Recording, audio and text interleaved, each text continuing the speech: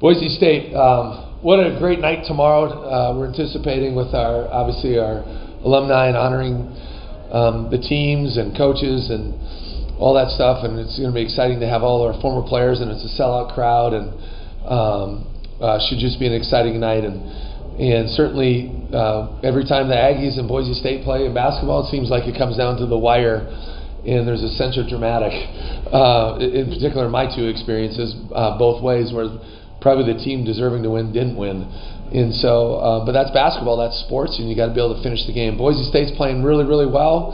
5-game winning streak. That winning streak started against us, and they've continued that positive momentum forward. They're really playing at a high level.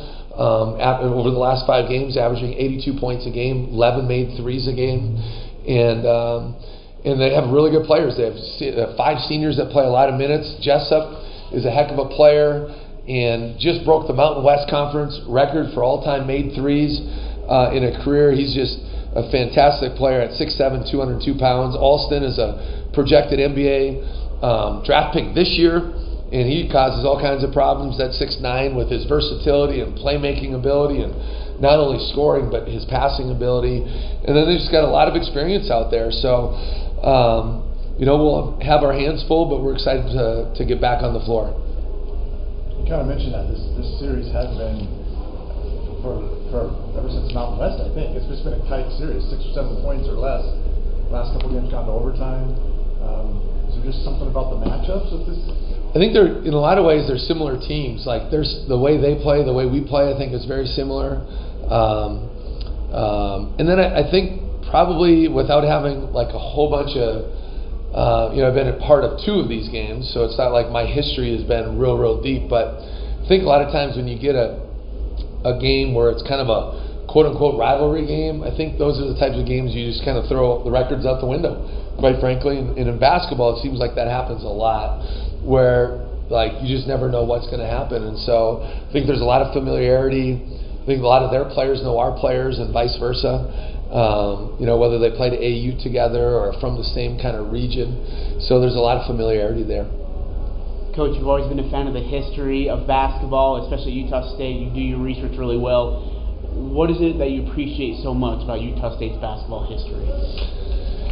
Well, there's certainly a sense of family is what I've really felt here, and Coach Morrill, and you look all the way back, the lineage of coaches has been tremendous, and with that, the lineage of just how well the teams have performed, whether they're in the WAC or the Big West or the Mountain West Conference. Utah State has stood the test of time, so to speak, regardless of the league that they've been in, and I think part of that is, obviously the huge part of that is having great players in your program, and not only having great players, but just so many, without knowing all the character of the people, you just hear the stories from the old guard, so to speak, about different guys and what they were about and how they handled themselves, and that's exciting for me to hear. It's not just that they're great basketball players, but as all in all, great character people. And our fans are, and I think a big part of it is the spectrum. Quite frankly, is the spectrum and the fan base. And I think that goes hand in hand. Certainly the spectrum itself is an unbelievable facility, and the acoustics and how it generates the noise in there, but then our knowledgeable fan base and how much they love basketball, and good basketball at that. So I think it all kind of comes together. And when you have a fan base like we have, and you have an arena like we have, that tends to attract good players. So it's the old adage of, what came first, the chicken or the egg? But I think it all comes together. And there's a reason Utah State men's basketball has done so well for so long and has stood the test of time. And then what's really exciting as a coach, and kind of the new one, Coach Morrill being here for as long as he was, and Coach Duryea, under his tree, continuing that, and obviously our staff is a little bit of the outsider coming in, but at the same time, it's been so enjoyable to meet so many former players and former coaches that have opened their arms, but what's even more rewarding is to introduce them to our team. And connectivity is a huge thing in our program, and I want all the guys that used to play here and coach here to feel like they are a part of our program. and hopefully that'll continue moving forward when Sam Merrill 10 years from now, or Diogo Brito, is back in the locker room meeting, all the young guys at that point in time. So it should be an amazing night, in honoring obviously the late great Wayne Estes. And you hear all those stories. It's just it's pretty incredible. You mentioned Sam Merrill. He's a guy that's had huge games against Boise. Talking to the beat writer up there, he's like, Sam Merrill's the Bronco Buster or the Bronco Killer. He's had some really big games against them. Is that part of it? Do you think just the rivalry part that pulls out good big games from him against them? Yeah, I mean, Sam is just Sam, and I'm not. He's a pretty motivated guy in general, but he's been able to perform pretty well. I mean, I don't know again the past, but he had our two games. He's had two big games certainly, but.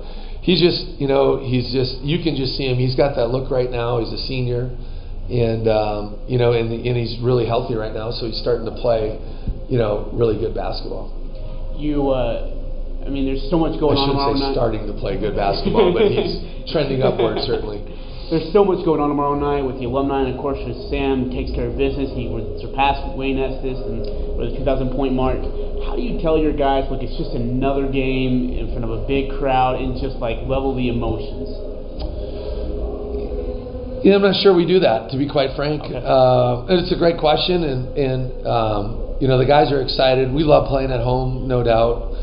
It's just such an incredible spirit and atmosphere. But I think that they know, for the most part, our team understands the how to handle their emotions, because we had to do all this last year, and a lot of times for the first time, and but you're right, it took some time to kind of figure that out. You could tell certain games like, oh my goodness, what is going on, and just settle down, and let's not be a gong show here, but it's the college basketball is about the experiences that you gain and the relationships that you make that last a lifetime. And tomorrow night, with a sellout crowd and honoring all these great teams, and we talk about the history of Utah State with our team quite regularly, because that's an important facet of what we do. The sense of family is what Utah State's all about, and so we don't hide from that. And so there's going to be great emotion in the gym, no doubt, but I think that's the beauty of sports, is learning who you are and being able to handle that and channel that all in the right direction. Can your younger guys handle that? Are you confident in your younger guys to be able to go out there and? Time's going to tell. But the good news is we've played in big time environments this year, and so we've had one sellout at home, I think, and a couple that have been really close to sellouts, and of course in the Utah Jazz Arena was nuts in there. Our game in Florida was pretty crazy, quite frankly, in a big environment like that. And obviously the San Diego State game when they're retiring Kawhi, and you read Kawhi Leonard's, and you read in the article that the place hasn't felt like this since Kawhi was playing, and Jimmer Fredette's teams were coming in there, and so we experienced that. So I think we have a relatively good feel of what we're going to see out of different guys, and now we got to go out and perform. How much have you talked about or even mentioned the last Boise, the game up there a few weeks ago? Not much. Obviously, we watched film. We watched a lot of film on that game. But you know what? It is what it is. It's sometimes those things happen. We all have different regrets. Oh, I wish we would have did this. We should have did this. What if they would have missed this shot? You know what? It's done and over with. You learn from it and you move on. You can't sit and sulk and wonder and wish and hope and what if? And if you're living life in the past, you haven't done much today. You know what, Abu Kikab, he didn't play in the last game. He has a hip pointer, so we don't know. I mean, I know he didn't play against Wyoming, and I think he only played the first half against Nevada, maybe. Yeah. So obviously we expect him to play, but we have no idea.